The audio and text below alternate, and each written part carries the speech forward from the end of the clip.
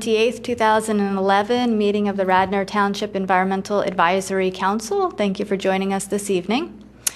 We have first up on our agenda the review and approval of our minutes from our last meeting, which was held on March 24th, 2011. They've been distributed to the EAC for review. Does anyone have any corrections, changes, comments on those minutes?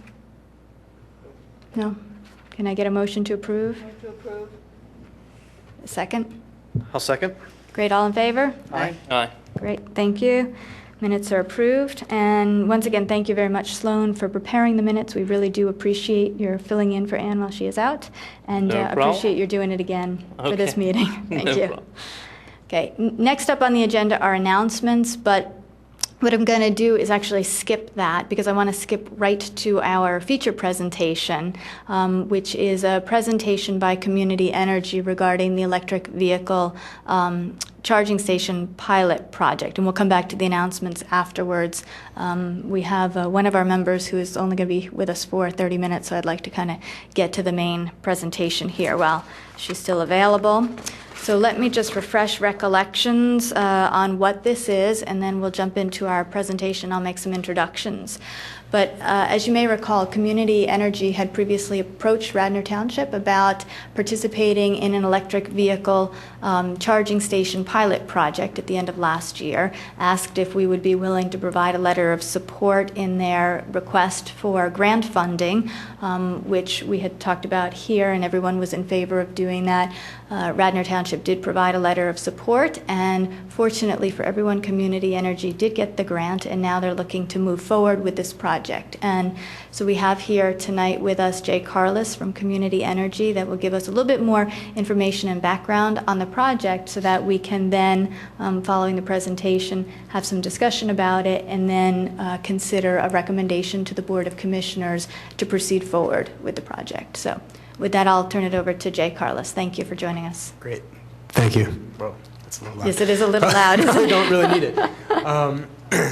So thank you for having us. Thank you for the letter of support that helped us win the grant. And Radnor Township was one of the first wind customers for Community Energy back when we started, right around 99, 2000. So you guys have been long supporters of what we've done in renewable energy and continue to do. And so when it comes to the next frontier, electric vehicles, it'd be great to work with you on this pilot. So thank you. I'll try to make it brief. I have quite a number of slides, and I'll just rip through them. You stop me if you want, or questions during or after. We've won the Alternative Fuels Incentive Grant from the state. We're going to plan to put 3 charging stations on the main line. These will be public charging stations, and some of the first in the local area. So these will be the first public vehicle charging stations in the state, some of them. We know that there aren't too many electric vehicles around yet, and there probably aren't going to be that many this year, and it's going to start ramping up. But there is one in Wayne. We know that there's a Chevy Volt owned by somebody in Wayne. I don't know who it is, but Good starting point. Good starting point. We expected that it would start here. So hopefully this is a way to facilitate early adoption and raise the education level, and there's no cost to Radnor Township for doing this. This is something that Community Energy is going to own and operate. Philadelphia is putting in 20 charging stations in association with Philly Car Share. So that's all within the city limits. So to have one in the downtown Wayne area and maybe some other places throughout the main line will create kind of a destination potentially for some of these Philly Car Share folks. It seems like a good network that we'd be creating. This is the one charging station we're currently kind of honing in on. You can see it here, pretty sleek. I can answer questions about it later. Might want to put in some signage associated with it maybe on Lancaster or up North Wayne Ave, depending on where it is, to help people find it. But to also, raise the awareness that it exists, whether they're looking for it or not. So really the next steps for us are to pick a location, a parking space, hopefully 2, can talk more about that. Have a hosting agreement and permit the charging station through the local permitting process, and then we would go on to construct it and have it working hopefully by September of this year is the goal. So our role in this project is to pay all the construction and permitting costs, all the upfront costs associated with this project, to own, operate, and maintain the charging station for its life, the term of the agreement, which at a minimum, based on the state grant, needs to be 3 years. We would, maybe 5 years would make sense, and that's something we can talk about later down the road. Pay for the signage, and at the end of whatever agreement term is set, the township would have the option to buy it at its fair market value, whatever that is at that time. I don't think anybody knows or has any way of knowing right now. But, if not, we'll remove it and return the space to its previous condition. So what we are requesting from Radnor Township is at least one, and preferably 2, dedicated spaces to electric vehicle charging. One of those charging stations can actually have 2 plugs, so you could have 2 vehicles charging at the same time. The ability to connect to a township-owned power supply. It's going to use electricity. And permitting approval.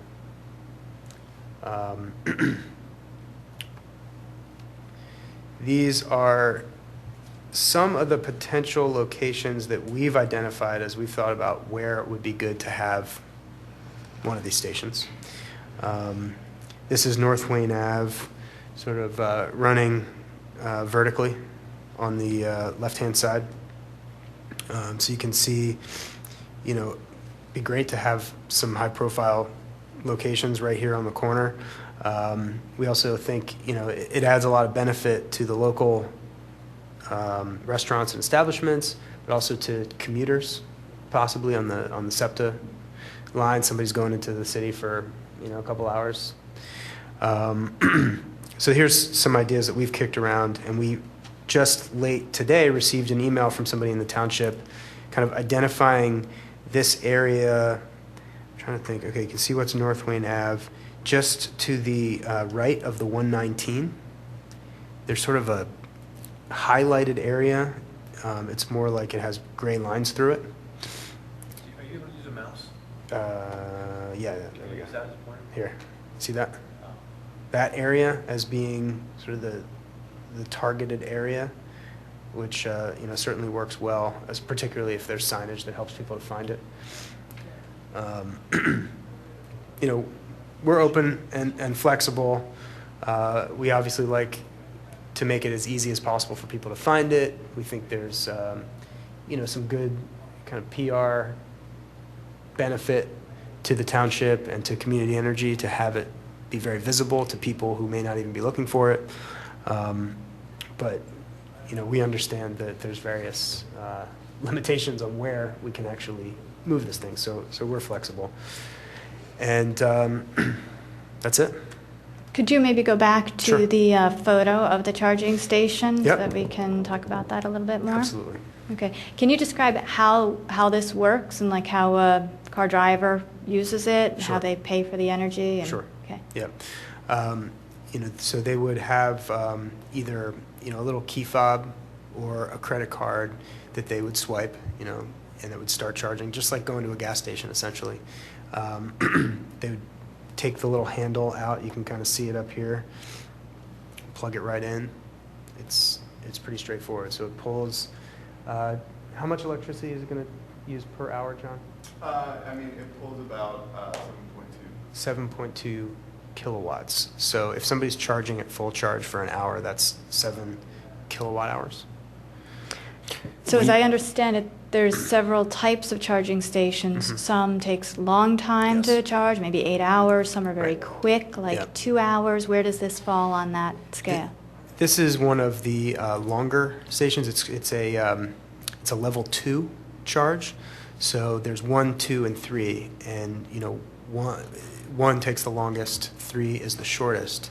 And the level 3 stations just really aren't available yet widely. The technology is too new. The battery, the manufacturers aren't even sure that the batteries can handle the charge at this point. So, level 2 is really what is available for mainstream use. So if somebody came and charged for an hour, they're not going to fill up their car. They're going to get, maybe 10 to 20% of their battery filled up. So it's really a topping off, if you will, of the tank. And a lot of what we've been reading. I mean, this is brand new, right? I mean, so we're reading a lot of speculation on how charging is going to happen. A lot of charging is going to happen at home. But we've also spent some time with a local electric vehicle aficionados club. These are folks who retrofitted their own vehicles years ago and have been driving electric for a long time. And one of the things that they talked about a lot in terms of where we should be thinking about placing this infrastructure is, at least for this group, they see it as a destination.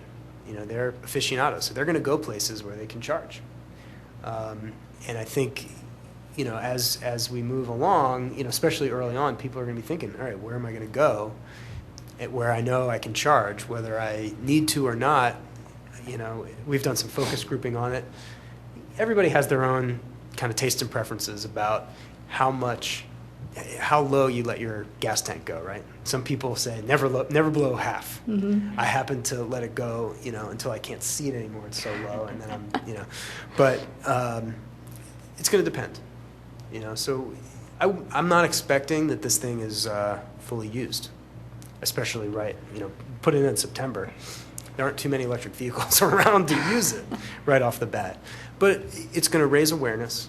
I think it's going to be, something that provides some impetus to people locally if they see it. Hey, there's a charging station down there. I was thinking about getting one of these cars. Now maybe I will do it.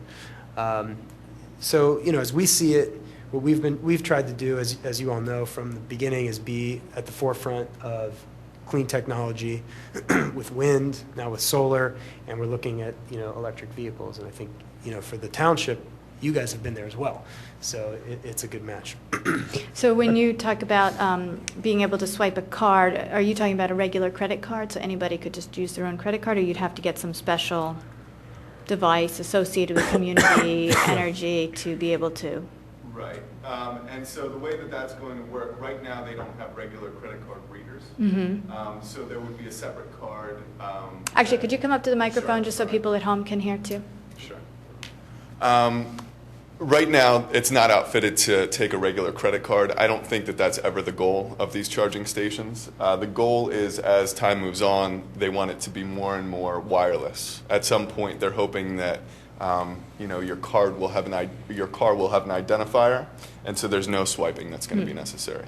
Right now, Coolum has their own cards that link to your account.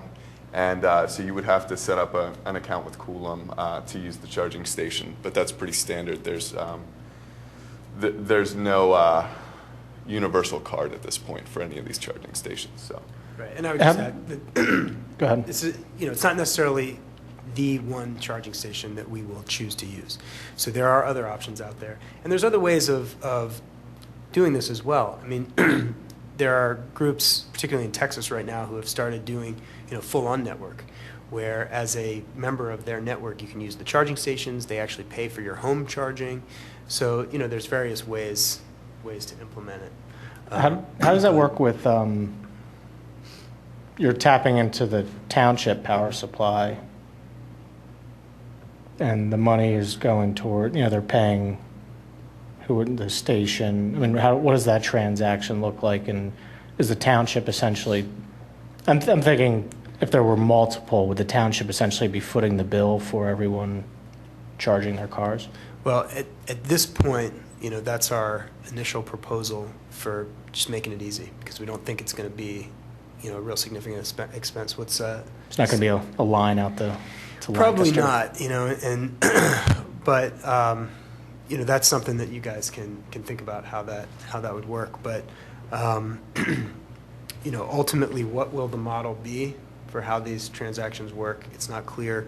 We will not be able or want to sell straight electricity, because once you do that, you kind of enter a whole realm of becoming a utility, et cetera, et cetera. So the way most charging station networks and operators are looking at it is more of a service fee. You plug in for an hour and you pay, $5 or whatever it turns out to be. Or almost a permitting process where you could buy a monthly permit to park at the electric vehicle spot. And use it as much as you want. That's the other thing is, parking in Wayne is very difficult. It can be, yeah. I've It's noticed that. ironic. I can walk down, but if I'm picking up food, I'll drive down. It takes you 20 minutes to park. Yeah. Might as well just walk. People parking there without an electric vehicle, is that something the township would enforce? Well, how does it Or- currently work if somebody in a township spot is parked, illegally? Yeah, like the or- meter is expired, then they get a ticket, so I don't know if it would be. Right. I don't know. I don't think we've talked about that yet, but I guess I would see if people are out there checking the spots, meter people, that it could be handled the same way as, I guess, somebody parking in a handicap spot that doesn't have a handicap tag or something like that. Right. I mean, I love the idea. These are just the questions that always pop Yeah. in my head. Yeah. No, I think that's. So let that's me a good just way go think back about to it. that, just Yeah. because, there's always sort of questions about budgeting and Right. things like that. So if the current proposal is tap into the Radnor Township power supply, Mm-hmm. but people are buying a fob or a card or Mm-hmm. something like that, then I guess I'm a little unclear on who's paying for the electricity. Is it the person doing this purchasing of the card, or is it somehow Radnor Township? Well, there's two transactions. There's Radnor Township, which has its electric bill, Mm-hmm. right? And so conceivably, the electric bill will grow a tiny amount based on the charging.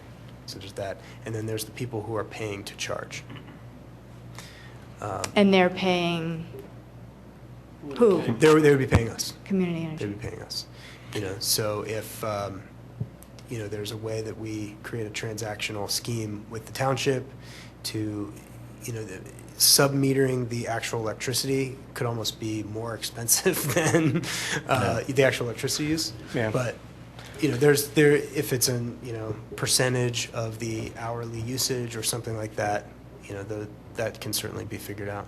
Right, because don't we do that with the street lights or traffic lights? They're not all sub-metered, but we have a Right. count, and then we kind of work it Right. out with PICO for one traffic light, this Yeah. is. I think an interesting solution would be that these spaces are currently metered for parking. Right. And if you have a report on how many hours something's been charged, Yeah. if it's 10 hours, maybe you pay 50 cents an hour Yeah. out of the $5 that you're charging Yep. back to the township, which would cover the lost revenue on the meter as Right. well as perhaps the electricity cost. Yep. And I had another question. When the Yep. unit's in standby mode, not charging, Yeah. does it still draw power? It does, but it's very minimal. It's, I Like- just looked at it. It's,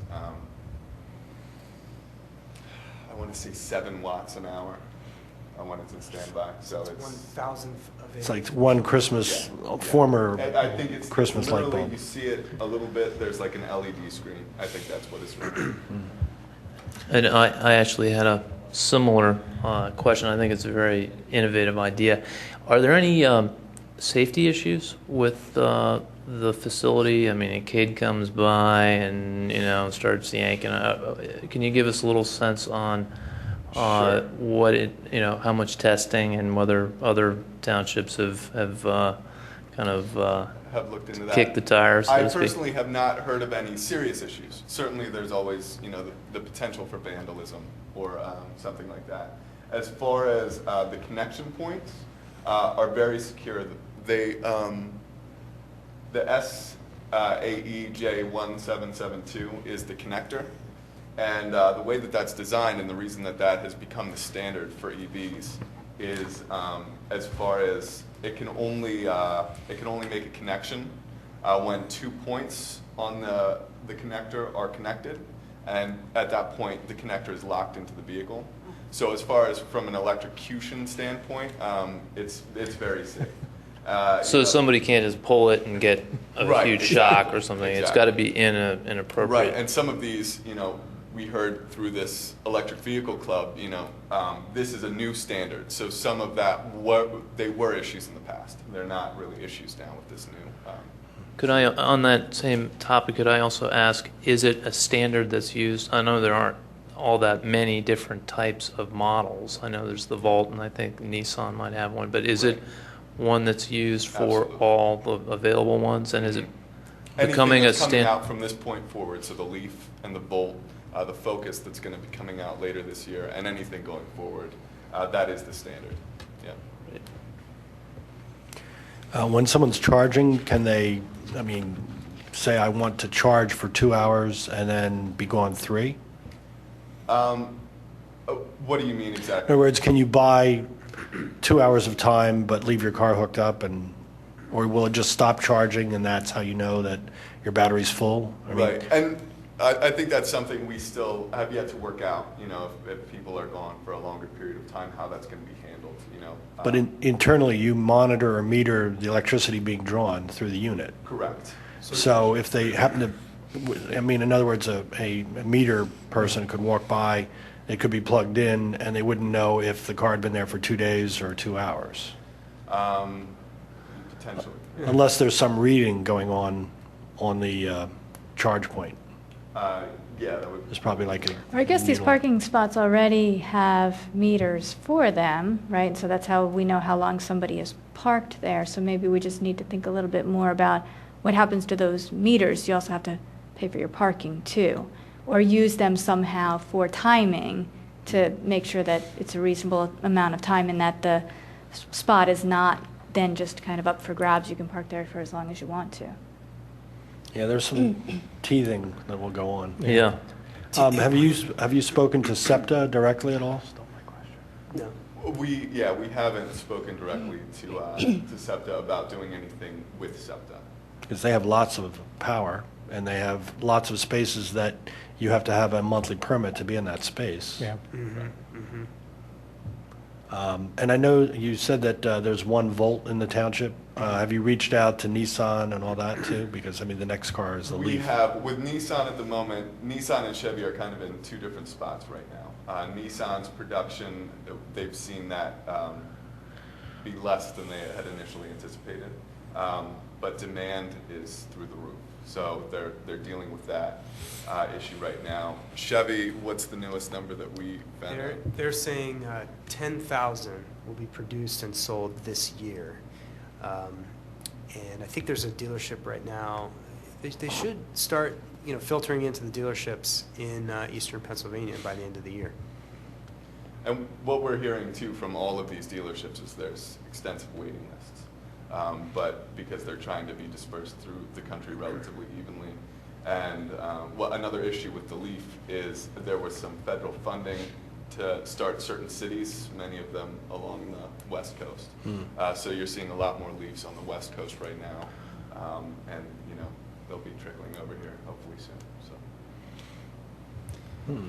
Yeah, I think there's clearly some details that we'll still need to work out, but I think proposals on, how we're going to compensate for the parking and for the electricity, I think that there's certainly something that we'll be able to work with. Right, and perhaps those are issues that can be worked Yeah. out with township administration or the police Yeah. or who's ever in charge I of think those it- types of issues. Exactly. And the business model kind of ironically comes later. Here I think it's a great idea. I think we should promote the heck out of it. I think it'd be really interesting if we could actually be at the forefront of promoting this type of vehicle and actually spur that type of purchase for our township. I think it'd be really interesting. I think there's a million scenarios that I think in my head where it could go wrong, but you work those things out, I guess. You have to start somewhere, Yeah. right? I'm just And then- imagining middle school kids being like, "You lick it." No, Exactly.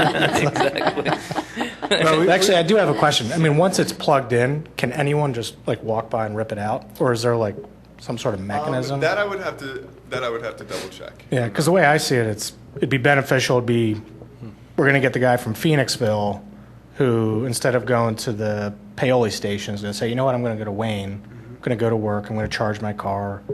And then maybe I'll go to dinner afterwards when I get home off of work. So that's enough for the township. But while he's gone, what can happen, is someone going to unplug it, or something like that. That's, I think, things that we'd have to iron out, but I like the idea a lot. Have you guys have any anticipation in terms of what type of use it would see in the first year? It's a good question. The Chevy Volt. Is Chevy behind this, or? They're working on the car aspect of it, but it's very hard to say, because even if we knew exactly how many cars were going to be in the township, we still don't know exactly how people are going to choose to do their charging. And what we've committed to in our grant application with the state was to create a pilot for a business model for public charging that brings private investment into this infrastructure and actually sees it built. Is that ultimately the model that is going to work, or even a model that is going to work? I mean, we really don't know. I mean, we've seen reports where it's been discussed that 80 to 90% of charging will happen at home. And if you live in downtown Wayne, you unplug or if you live, off in the township, right? You're coming downtown for even an hour, you may not really need to plug in. You probably don't. Are there other communities that already have this that you've seen some data, or is this literally like super cutting edge and it's going to be like the first in the country? We want to be on the cutting edge. I know. That's where Radnor needs to be. The EAC, cutting edge. As far as we know, there's one public charging station in Philadelphia, and it's In on Philadelphia. Columbus Boulevard. And again, from this electric vehicle club in a very non-desirable area of town that they don't think is going to get a lot of public use. So, the next big project is the mayor's office in Philly doing these, 20 charging stations, and our project, taking that out further onto the main line. So, I mean, this is really some of the first infrastructure, certainly in the state. Yeah. Is community energy involved in those Philadelphia stations? No. Do you know who? Do you know how Philadelphia is handling the flow of cost and responsibility? Right. Any idea? Well, no, I don't know if we do. Philly Car Share Right. is who's going to own the vehicles that's going to use the charging stations, or most of them, right? So we'd have to assume that there's an arrangement between the city and Philly Car Share. Right. Because the mayor's office of sustainability was the one that actually got the grant funding, because they're a government organization, they're not allowed to profit in the same way. So they have to structure their deal with Philly Car Share a little bit differently. Philly Car Share is also a nonprofit. So the way that they're coordinating that is a little bit different than the way that we as a private entity would be coordinating ours. But I think that they're... It's possible Philadelphia is just buying the charging stations themselves. I mean, Well, they are with Yeah. the grant funds. right. Yeah, right. that's right. And then Philly Car Share would then stock a fleet of electric vehicles, Right. with their customers then pay for. So that, they have a profit motive business model in their mind. I'm just wondering what the business model was looking like here. But from what I'm hearing, that this is a pilot project to develop a business model. Exactly. So there is no business model. So where I'm going is this is about, let's say, $1 an hour of electricity. Right. And I'm just trying to figure out how many hours in a year can we expect this thing to be used in the year 2012, and then in the year 2013, are we talking 20 hours, 200, 2,000, Mm-hmm. And honestly, it's just incredibly difficult to tell at this point. We're seeing demand spike way more than they were initially projecting it to spike for these cars. So that's a good sign. If the production is going to meet that and the vehicles are going to get here, that remains to be seen. But I think that especially with this early infrastructure, we're really going to see people coming to us because they want to support it. They want, they want to push the technology as much as we do. So I think we're going to see a lot more of that than, maybe than, actual Wayne residents that are lucky enough to be delivered a leaf. at least in the first year, in the rest of 2011. And I Well, think on some level, you've got a chicken and an egg problem, Right. right? You want Right. people to buy electric vehicles, but they may not buy it unless they know there's the infrastructure there. And then you build the infrastructure, but nobody's using it yet. So on some level, Yeah. you just kind of have to jump in and get it going, I would Right. imagine. There's 8,762 hours in a year. So if it's $1 an hour, which it probably isn't yet, so that's sort of the max addition to the electric bill of the township. So that's the most. And Worst case worst scenario, case scenario. out of So Radnor's if it's- pocket. So if it's half of the hours, which even seems Unlikely. unlikely, Other costs, what about the electrical? You said, Township Electric, they have poles, we have, parking lighting in some of the areas. I think that parking lot that you highlighted is actually, I'm not sure if that's a Radnor lot or if that's a church. I guess that's a Radnor lot. I think some spots are church spots, some spots are Radnor spots, and they were working that out with Radnor, trying to determine that. So, assuming that those are Radnor poles, some of our lighting is unmetered, meaning we just get a tap to Pico's line and we pay per light bulb. Okay, so I don't know how far we have to go to find a township-owned metered service where you can draw from. So is Community Energy going to run that line underground and Yeah. tap it in and Oh, yeah. everything? That's our responsibility. And, if it looks like it's too far, we'll have to seek out other options. I mean, it may be that one of the local businesses, has that availability. So we'll have to look at that. And one more question. The spot you picked, what made you choose that lot? Well, let me just go to the map here. If we're talking about this map, Yes. this was a map that was sent to us by somebody in the township just late this afternoon. I saw the email at 4:30 saying, I can't remember the names now. Do you remember, John? Well, it came via Elaine, but Right, Elaine Schaefer is the commissioner who has been assisting with this, and she had asked some folks in the township to try to identify spots closer to the train station. As I mentioned, at the time of your grant proposal, we were talking about some spots across from the fire station, which everyone agreed we could do. But then after you awarded the grant, you all asked us if we would be able to find something closer to the train station, which we all thought would be beneficial. So the folks in the township were trying to identify spots that Radnor did own that were closer to the train station. So I don't know who developed the map, but it came from the people I at think Township. maybe trying Bob to- Z, if that name sounds familiar. The township manager. Yeah, I think this came from his office. Yeah. The reason I was asking is that those spots are all on a weekend night or an evening during the week. They're all in demand. Okay, Right. so they get seen during business hours.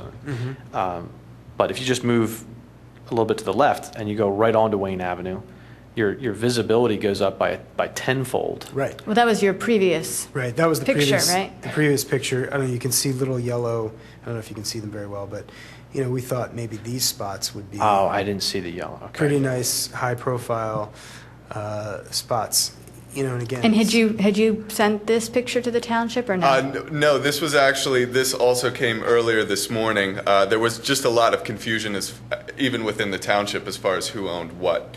So we later found out that this spot is Wayne Presbyterian, I believe, are the owners of that spot. And when they were initially talking about the senior center, we thought that they meant these 4 spots. So these 2 spots were picked based on information that just changed. But these, ideally for us, for the exact same reasons that you're saying as far as visibility, we think would be really ideal. But, we are flexible to work with whatever we can. They're pretty coveted spots, I would imagine. Like I said, they're all covered. They're all coveted, right? I mean, you cannot find a parking spot in any of those spots that you picked on a Friday night. Now, maybe Even- in a morning, okay, yeah, those Wayne Avenue ones are a little bit more in demand than the ones in the back. But in terms of visibility, not many people who are just driving through Wayne would ever cut through that parking lot. Right. It's only people that are parking that would see that EV station. So you would be relying more on signage off the site. Right. Right, to- and we to- had talked about that previously, and signage is certainly a good thing, and perhaps easier to accommodate if you can get a sign in a prominent location, even if the spot itself is Yeah. a little bit behind a building. Right. I think another interesting idea about the train lot is that in terms of, let's say, even if you weren't necessarily going to use the train every day, you still have to pay $20 a month to park in the SEPTA lot, or Right. the hang tag, or the quarters and all that. But I think this would be one of those permanent spots. The other interesting side piece to that is that outside the commuting hours, those spots are sort of available, and people that come into Wayne at night park there without the hang tags. Yet there'd still be a lot of visibility. Finally, people that are coming into Wayne by train might need a vehicle here, and the car share thing strikes me as an evolutionary step on this, having 2 or 3 car share cars plugged in near the station might make a ton of sense. Yeah. And finally, the local taxi cab could be electric Yeah, that's pretty neat. That's a great idea, Skip. and park there 4, 5, 6 hours a day between trips. Right. Plug in, plug in, plug in, plug in. And it's a lot cheaper than gas. Doesn't matter. $5 an hour is a lot cheaper than gas, Right. especially these days. Good. Do EAC members have any more questions, or? Okay, come on up. Keith, you in the microphone, perhaps? I have one more straight comment. I'm sorry. Go ahead. I read about this some time ago that Google's been experimenting with this idea that people would park in their parking lot. They'd be drawing power, whether it was solar or not. And then in an emergency, when the power goes out, you can reverse. And this could be, especially if the power was servicing a traffic light or something like that. We have a power outage in the township. It's sort of a generator for that light that you might not otherwise have if someone was hooked up and charging. And if that technology was available, I don't know I if don't that know if it's, currently well, is these guys available. would know. Here. Do you want to take that, or do you want me to? You know, the major car manufacturers are not allowing the sending back of electricity into the grid at this point. I think they're just concerned about what's it going to do to the battery. But there are some vehicles out there that do it. The University of Delaware did a vehicle-to-grid pilot project where they allowed for that exact, back and forth. And there's a huge benefit of it. One of the limitations to wind in this region is the lack of storage, and there really is no greater storage opportunity than water heaters and electric vehicles that has real near-term potential. So if we want to see wind continue to grow, this is one of those things that's going to have to get figured out. Yeah, this may seem like a pretty remedial question, but I'm assuming when you're talking about the adapter on the system, that all cars are going to be made with the same outlet. That's been standardized at this point? Because I've just heard that over in Israel that they're doing this whole other concept as far as powering cars with almost these sort of like Pez dispenser battery type systems. And so that led me to the next thought is, if there's no real success with this type of charging, what's the removal? How is the contract broken, or what's the removal fees or anything that's associated? There would be. And let me just point out too that at this point in time we're not negotiating the contract. That needs to be done. I expect it'll be sent to the township solicitor, and then that'll be negotiated. So I just want to make clear that right now the EAC is not considering a contract. We're just sort of considering a recommendation that to the Board of Commissioners that they proceed forward with the next steps in this project. But please go ahead and answer that question. Our current draft contract that we would start with has the township could buy the unit at the end, and if they don't, then we remove it at our cost. You mentioned this was one of 3 in the area. Yeah. Can you tell us about the other 2? Well, we're still talking with some other parties, trying to figure out exactly where these are going to go. But we've had conversations with Brandywine. They have a building that actually used to be our office, which is right on the SEPTA line, the Radnor station. Seeing if that might work. we've talked to folks at Eastern University, at Haverford College, in downtown media. Where else? There's a lot of potential locations. Obviously this being, our hometown as a company, and we think a great, particularly downtown destination, is certainly one of our top choices for a location. If Radnor goes ahead and gives it their blessing and agrees to it, is there any chance that they wouldn't get the station, and they would be selected over somebody else? No. Or vice versa? Okay. No. Could you give us just a very brief understanding of community energy? Oh, sure. Absolutely. Yeah, we were founded in 1999 to, ignite the market and develop the supply of fuel-free energy. So we started by selling renewable energy certificates from Pennsylvania wind farms to Pennsylvania institutions like Radnor Township, the University of Pennsylvania, Carnegie Mellon. It was a way of building demand for clean power when it didn't really make any economic sense on the wholesale energy markets alone. So you can see how much wind there is now in Pennsylvania. When we started, there was about 10 megawatts east of the Mississippi. That's about 6 or 7 turbines. Now there's thousands, right? So we were part of kickstarting the demand in Pennsylvania, New York, New Jersey, and throughout the Northeast and into the Midwest. We started developing our own wind farms. And we built the Jersey Atlantic Wind Farm. For anybody who goes to Atlantic City, you can't miss it as you're going down there. And we built, hundreds of megawatts of wind under Iberdrola. They acquired Community Energy in 2006 to build out the wind pipeline because it was going to cost about $1.5 billion. So we had to figure out where that was going to come from because it certainly wasn't coming from our pockets.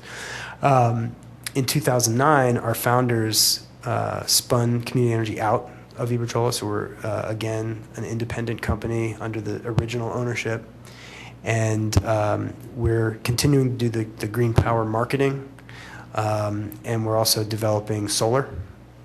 So we have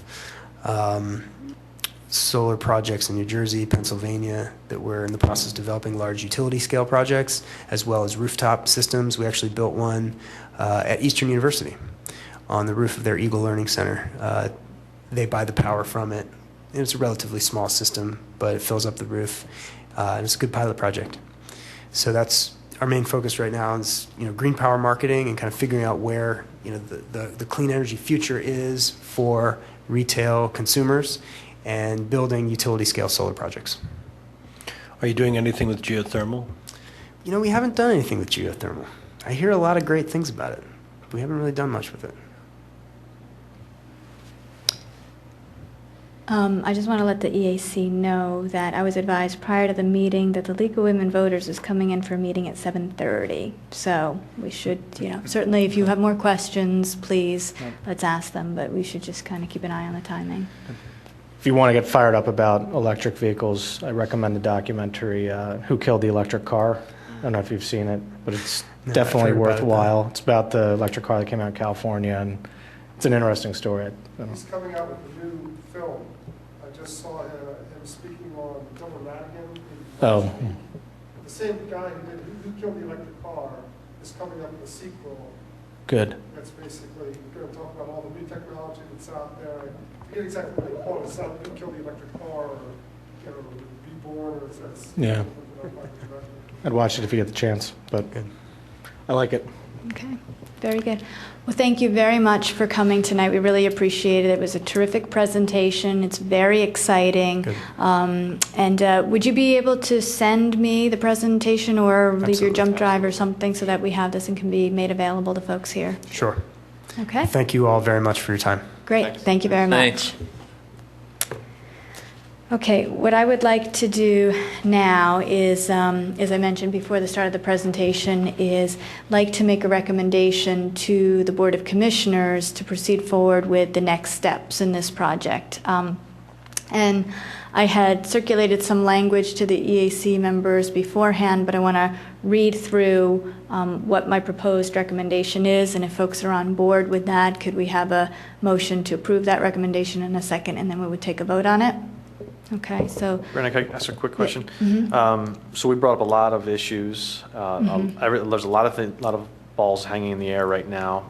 Most of them are details. It doesn't seem like there's a big cost to Radnor Township here, but there is a cost. And really, what we're just doing. And actually, let me just stop you on that with regard to there is a cost, because as I understood the discussion, right now in their current framework, there might be, but that could be subject to negotiation, and they were saying, it could be shared. So it wouldn't necessarily have to be on Radnor if we could, determine a way to share those costs. So I want to make clear. All right, I'll strike that from the record then, Brenda. Okay. That there are some balls in the air. So, but what we're doing here is we're saying, all the variables aside right now, we think this is a good idea, and we're going to bless it, and we're going to make a recommendation to the Board of Commissioners that they go ahead and do some more research and some more legwork, right?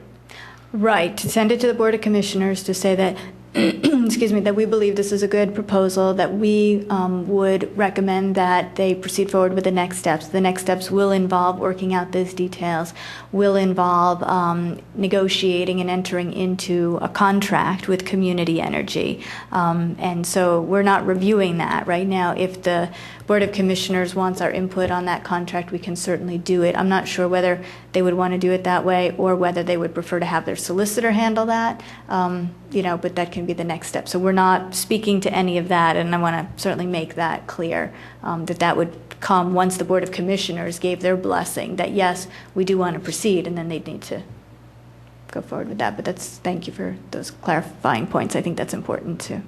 Okay. Anything else? Okay.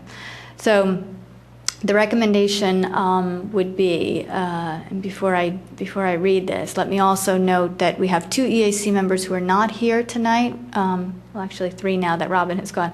But Robin Mann, Ann Poulin, and Dan Meyer. And I had communicated with all of them by email to find out whether they were supportive of this, and they all indicated their support. We do have a quorum, but I just want to add that because I had stated in this recommendation that the EAC unanimously makes a recommendation. So I want to point out that I did consult with them beforehand and they're on board. So here's the recommendation. The EAC unanimously recommends that Radnor Township continue to promote sustainability and demonstrate environmental leadership in our region by working with Radnor-based Community Energy to install an electric vehicle charging station in Wayne, as close to the train station as practicable, as part of Community Energy's electric vehicle charging station pilot program, for which Community Energy has received grant funding from the Pennsylvania Department of Environmental Protection. In so doing, Radnor will be a regional leader in supporting the first steps toward building an electric vehicle infrastructure in Pennsylvania, and will help to increase public awareness about emission-free vehicle options. I think that sounds good. It's a lot of words, but I think they're all important words in the recommendation. I think from an environment, a lot of things we spoke about were probably issues we won't have a final say on in terms of business model and stuff like that. So I think from an environmental standpoint, it's great. I would like to maybe put in a consideration there for the potential of Radnor footing the bill and maybe increasing our carbon footprint if we were going to be paying for these charging stations in the future outside of the pilot project. So I'd like the board to at least consider that fact when they're negotiating going through this pilot, that it is tapping in the Radnor supply, and not necessarily the cost of it from a, it's not bad necessarily if we pay for it, but how much do we want to take on in terms of using that electricity and having it fall under our footprint. I don't know if that makes sense. So I guess what you're saying is that if there is a cost to it, you would not be in favor of Radnor footing that bill. But no, just to keep it in mind that Okay. we're the ones that are going to be, it's our power, it's our supply, it's our burning of coal, it's our pollutants going out there. Mm-hmm. That's the one, from an environmental perspective, that's the one area that we should focus on and make sure we mitigate as much as possible. This isn't coming from a coal generation station, it's electricity. It's coming from Radnor's power supply. It's coming from the grid. Yeah. Oh, why don't Yeah. you come up to the microphone? So as part of the grant, Community Energy committed to matching all the electricity used at these stations with renewable energy certificates from within the grid region. So in terms of this one station, we would make the commitment on on our bill to make sure that we're, Great. zeroing out the carbon emissions associated with electricity use. Future is Yeah, uncertain. and that's it. I'm not worried about the pilot project. I think from an environmental perspective, as they work out a business model, if it got traction, Yep. keep that in mind, because that seems like the biggest liability from an environmental standpoint. But that's really good information. Thanks. I hope And that I makes would sense. certainly request that we be involved, not that it then leave us Yeah. and we not be consulted on it. I would not anticipate that happening at all, that we would still be involved, but that, because we don't have any actual decision-making authority in the township, it all needs to go through the Board of Commissioners. They have to make the decisions, and, township has to, enter into contracts and things like that. We have a role of providing counsel and recommendations, and so, The Board of Commissioners has no interest in taking on more work for themselves, but I'm sure they would actually request that of us for our future help. But is there any reason we should put it in there that we would request to be involved in the future? We can add that. Why don't we do that? So in addition to that recommendation, we'll add a line here that the EAC requests that the Board of Commissioners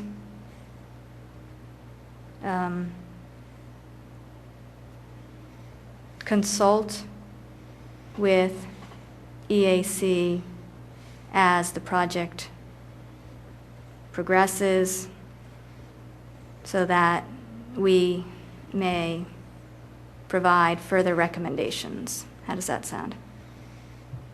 I think it sounds good. Like a very polite power grab.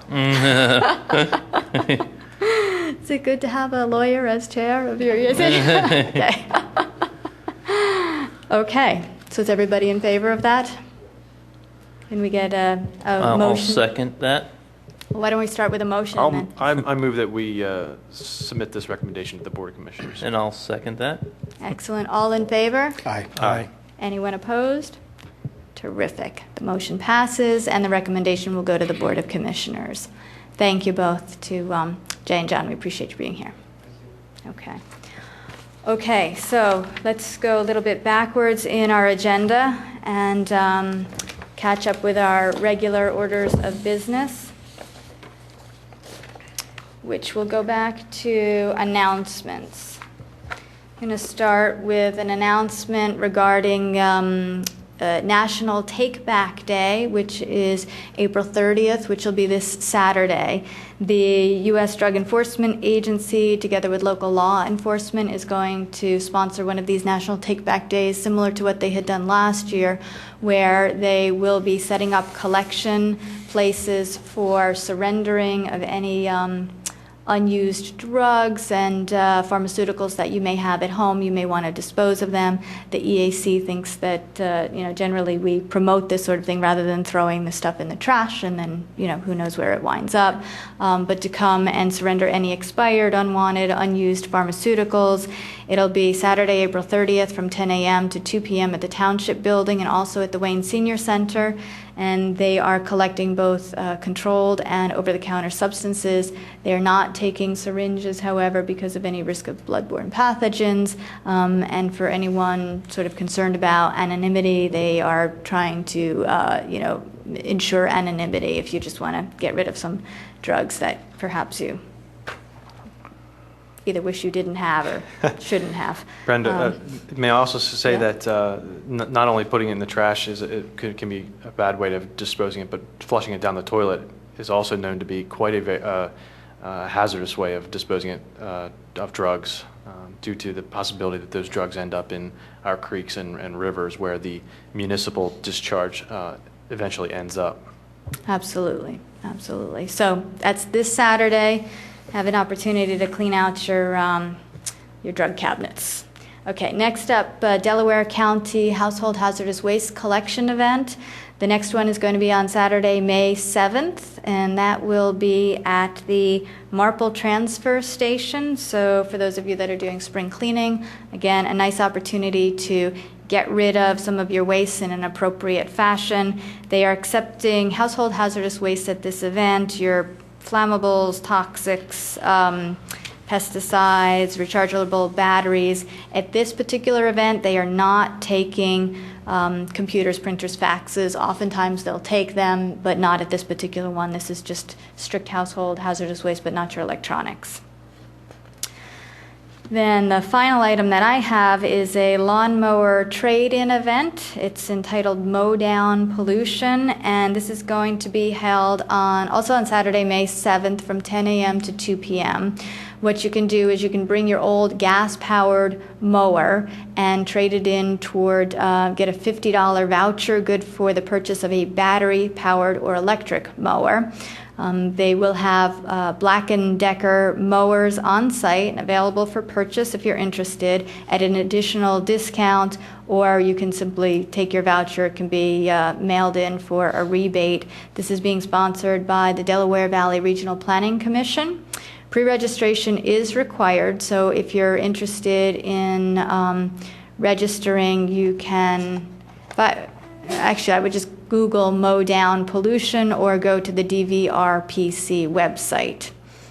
Mowers must be drained of all fluids, won't be accepted for trade-in if they're not drained. So $50 vouchers available to the first 140 registrants, and discounts available on mowers to the first 250 registrants. So if you have any interest, if you have a lawnmower, it's a nice opportunity to upgrade to an electric power motor. Okay, does anyone have, I'm sorry, go ahead. I was going to say, maybe worth noting that Dan had participated in this Good point. prior, a number of years ago, and had a lot of success out of it. He enjoyed the mower, said it worked fine, and that he could mow his lawn Sunday mornings without disturbing people. And the fluids that you do drain from your mower can be disposed of at most gas stations or auto service stations in the area. So I'm sure about the used oil. I know you can take that there. As far as if there's any gasoline left in it, I'm not positive about that, but I think you can also take that there. Actually, I think also on the website, if you pull it up, if you're interested in going there, they have I think they have a place where you can click through also for suggestions on how to properly dispose of the oil. I did not click through though, so, okay. All right, does anyone have other announcements? No? Oh, Skip? Well, I'll wait for the liaison thing. Okay, all right, very good. All right, next up are our work group reports and discussion, and Josh, you're always up first with our greenhouse gas action plan. Do you want to just update on where we are on that? Well, we haven't made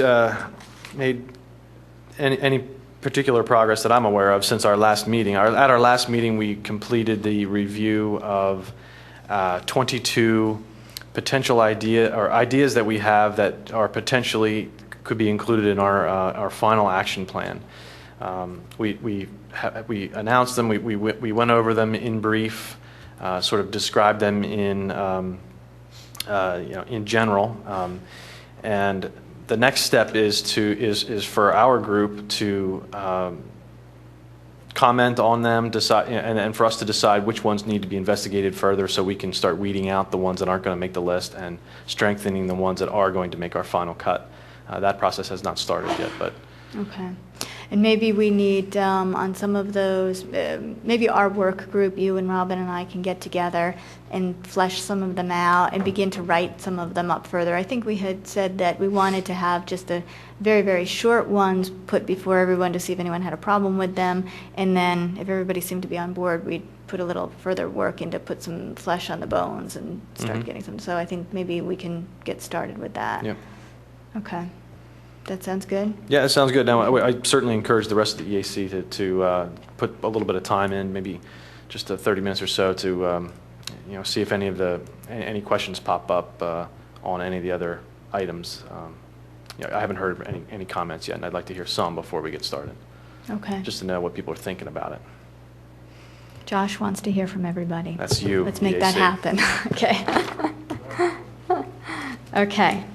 Next item is sustainability, and wanted to announce that we have some additional programs coming up in our sustainability series. As you know, We have a collaborative effort with the League of Women Voters and the Radnor Conservancy to put on programs in the sustainability series about issues in sustainable living and growth in Radnor Township.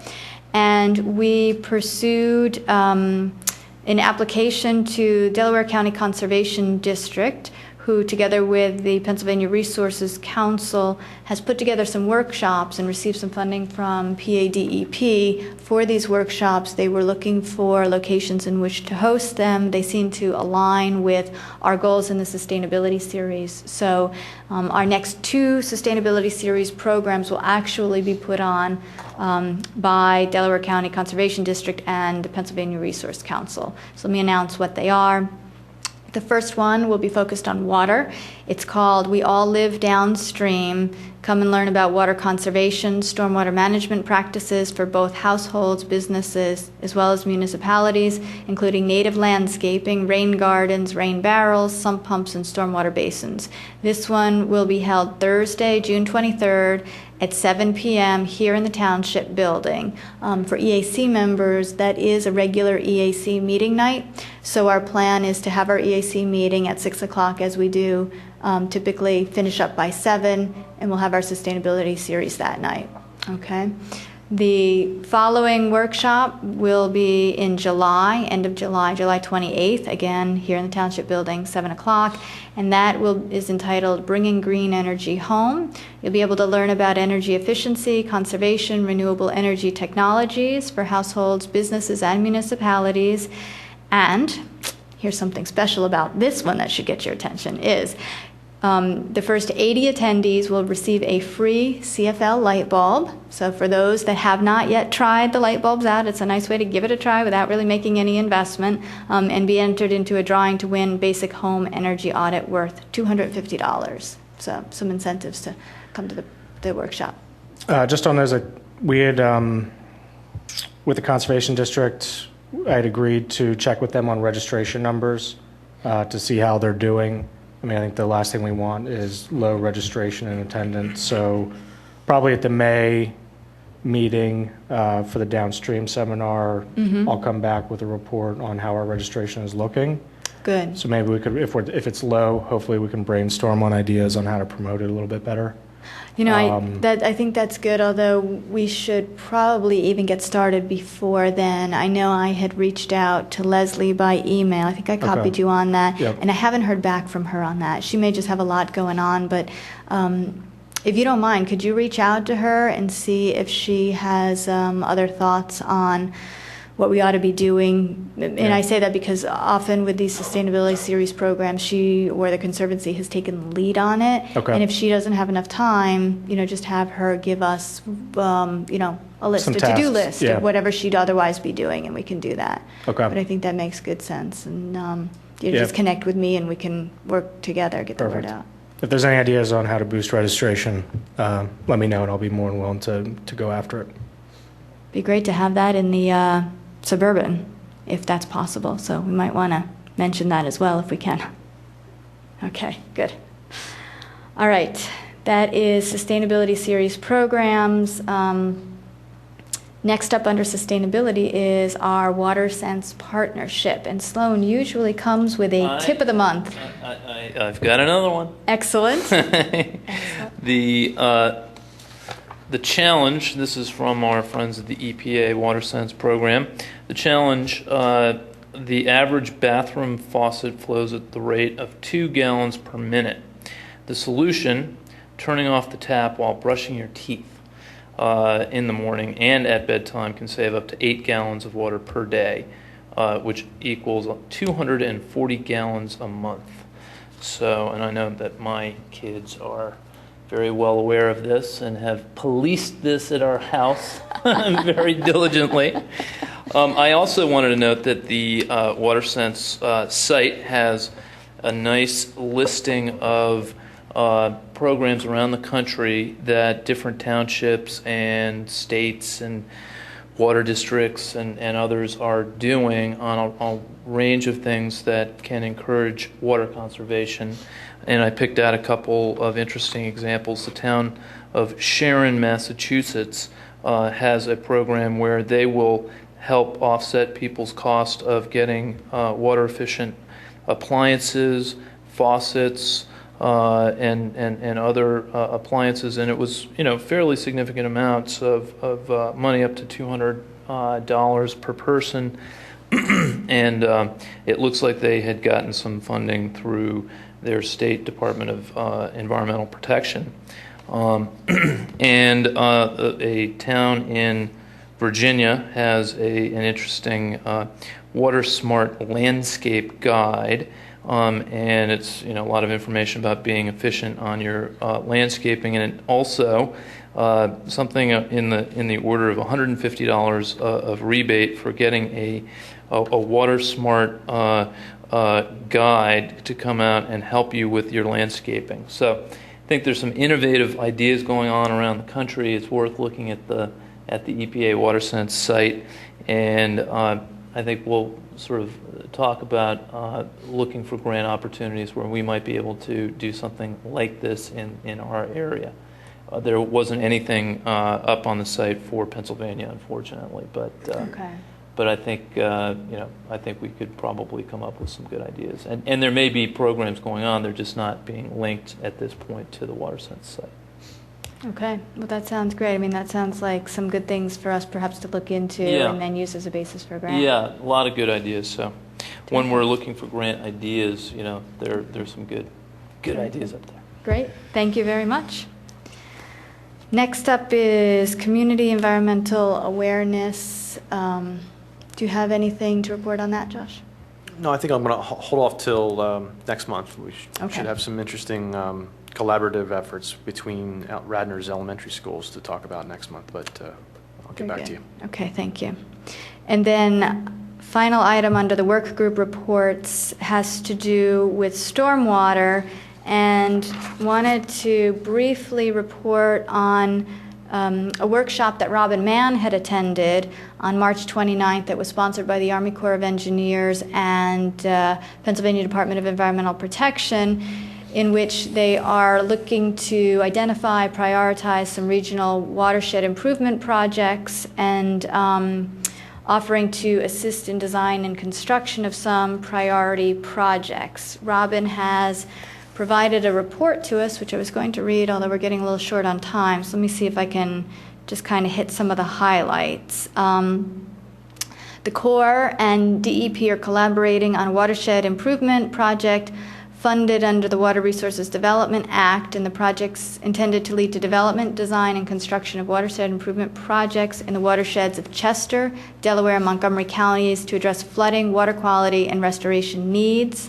The project area includes the Brandywine River, tributaries that drain directly to the Delaware River, portion of the Schuylkill watershed within Delaware, Chester, Montgomery counties. They're trying to apply an integrated approach to evaluating sedimentation, which is always a big issue, erosion, habitat, point and non-point source pollution parameters to identify comprehensive watershed-based solutions. So rather than everybody just looking at their own individual waters, look at something comprehensive. A GIS, this might be interesting to you. GIS-based decision tool will be developed that allows specific projects to be prioritized in each watershed, and they're expected to include flood risk management, water quality improvement, ecosystem restoration, habitat enhancement. So workshop brought together municipal officials, consultants, conservation groups. They looked at, I don't want to read all of this, but they had a variety of breakout sessions. Robin notes in her report that participants in these workshops identify the following project types as likely to be most effective. That is retrofitting traditional sedimentation basins, stabilizing stream banks and channels, enhancing riparian buffers, planting of native vegetation, and implementing low-impact development, water-sensitive urban design techniques.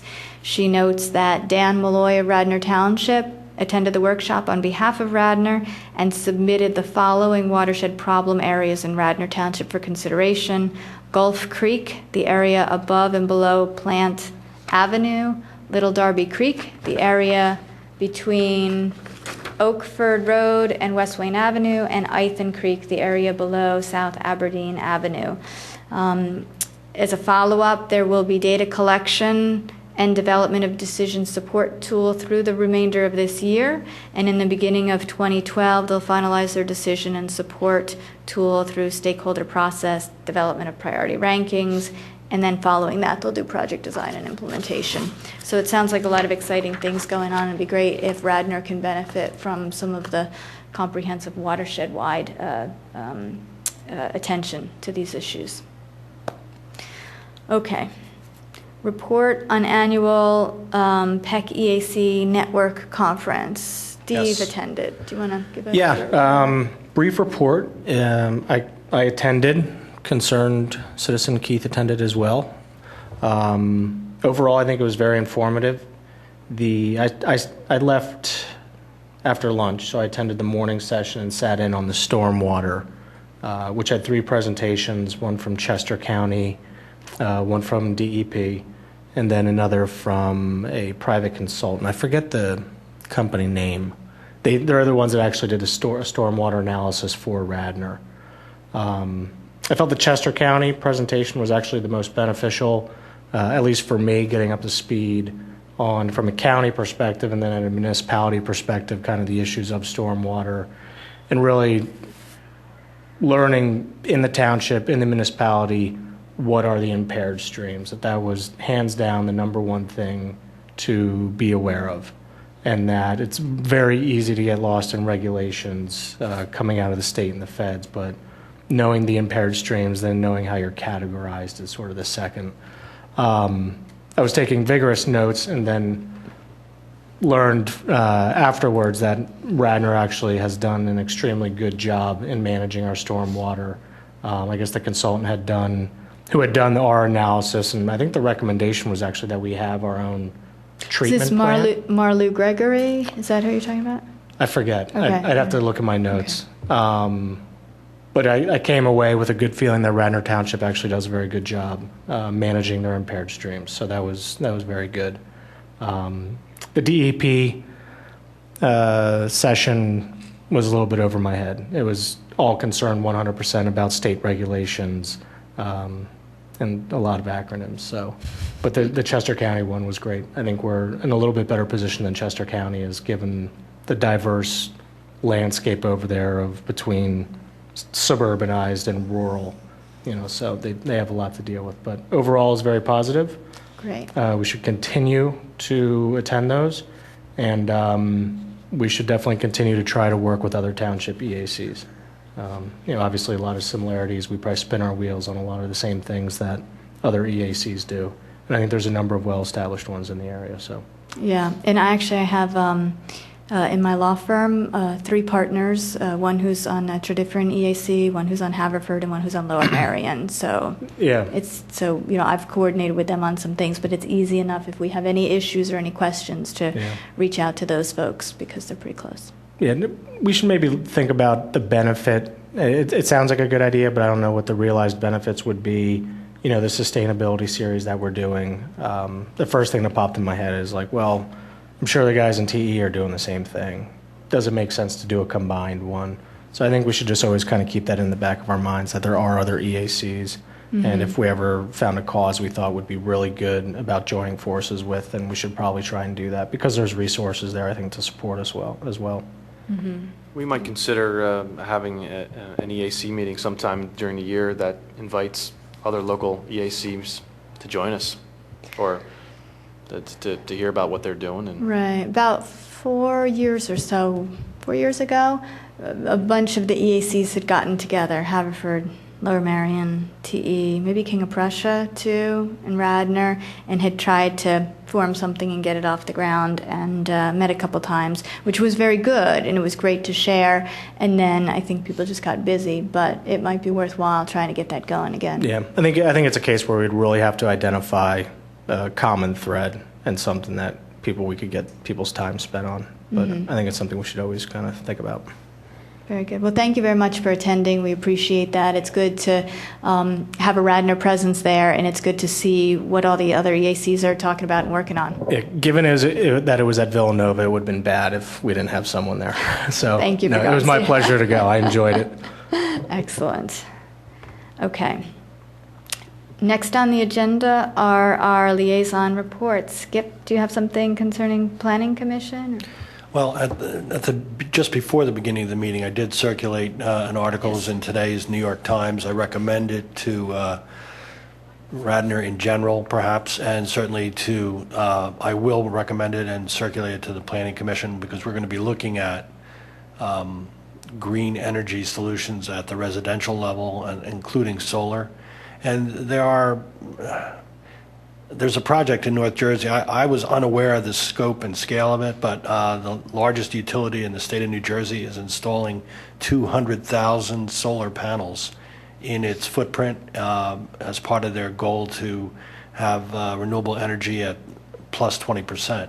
And there's a way to do it, and there's probably 20 ways to do it, and we need to be cognizant of that when we address those statutes and ordinances in our own township, as well as what may someday be an issue on a regional level with PICO or someone else. I recommend that you take a look at it. There's both pros and cons in the project as discussed in today's article. Do you want me to read the title for folks? Okay. Yeah. Solar panels rise pole by pole, followed by gasps of eyesore. We can picture that, in certain ways, if the panels are at the 7-foot or 8-foot level so that they're easily serviced, that would tend to create obstructions in the view shed, you might say. And we had issues like this when we looked at the cellular ordinance, that people didn't want new poles going up that would be 60 feet tall and with transmitter stations, because that would be an eyesore. So we have to balance the equities here between our goals to make a more sustainable, lower carbon footprint township and aesthetics. And is a Planning Commission looking at a solar ordinance? Well, we looked at it in a preliminary way. It's with staff. I talked to Dan Malloy about it, and they have a lot on their plate lately. You may have seen the last two planning commissions were each about 6 hours. So they're going to be on it, but they could not address it fully so far. Because we had talked with, so Sloan and I had looked over some draft alternative energy ordinances and provided some comments. So I'm just wondering if we're talking about the same thing, and if so, we should be sharing comments back and forth. Yes, I agree with that, and I'm glad I'm here to be the liaison. But unfortunately, I would say nothing has happened in the last 90 to 120 days, because there are other priorities that have to trump that particular thing at this point. Skip, do you know if folks are finding it harder to get approvals for solar panels, or is there anything that you think is being held up, or is it one of these, let's hope we can get something in them? I don't think solar panels would come before us at this point. I think we're trying to address a way to make the installation a known and knowable process, and that right now, depending on what you come up with as your plan, it may or may not pass muster, and we need to standardize that somewhat, and so that neighbors won't object just because they don't want it or don't understand it, et cetera. Yeah, because I think one of the reasons, Brenda, we were looking at is the township actually, staff asked us, in order to make it easier for them to approve things. So yeah, there are 3 draft ordinances. We had one preliminary look when our schedule wasn't jammed either, and it was referred to staff to take a look at those. Maybe we should send you what we have, and then you let us know whether it's the same. We're looking at the same thing. Yeah, that would be a good idea. And Okay. also, please copy Dan. So that, Well, Dan, we had sent it to Dan. We well, had sent our I think then comments. they're the to same him. thing. What's that? Then perhaps they are the same. Yeah. All right. But I'll see Dan on Monday, and I'll bring it up again. Okay. do you want to? Yeah, I'll forward it. I'll forward it. That's fine. Okay. So that's the main point of Okay, liaison. good. No, thanks for letting us know. I think it's good that folks are looking at that, barring the current busyness of other business, but we ought to be thinking about it. And I agree with you. There needs to be a balance. We certainly like the way Radnor looks, but, I think we do want to promote sustainability, and there's certainly ways to balance it where you can have it and, it can sort of be part of our community, not an eyesore. Under the one picture is worth 1,000 words, the lead photograph on the article would be objectionable in Radnor, I would say. And in fairness to the utility, last comment, I know we have time pressure. Right. They are trying to find rooftops of municipal buildings, schools, et cetera, that, wouldn't necessarily even charge rent, although that is an alternative, to install blocks of these panels. But they own the poles, and they're right there, and the transmission distance is about 2 feet. So it's kind of fairly efficient, apparently, to do it that way, too, if not necessarily ideal looking. Okay, thank you. We have old business and new business, but not a lot of time. Under old business, I think we were hoping to spend some time having Josh talk about what some of the statistics look like this year for waste and recycling. But given that we have limited time, Josh, do you want to highlight that, or do you want to wait and have that the focus of our next meeting? Yeah, I'd like to spend some time on that if we could. Okay, Yeah. so we'll defer that till next time. Yeah, and just to clarify, it was to take a look at our 2010 recycling tonnage and our 2010 waste tonnage and discuss ways that we can improve it going forward and understand the historical ones as well. Right, okay, very good. Well, we'll make sure we put that on the agenda for next time. Okay, are there any other issues that anyone wants to bring up under old business or new business before we conclude? Okay, great. Well, thank you very much for being here. Thank you again, and meeting is adjourned.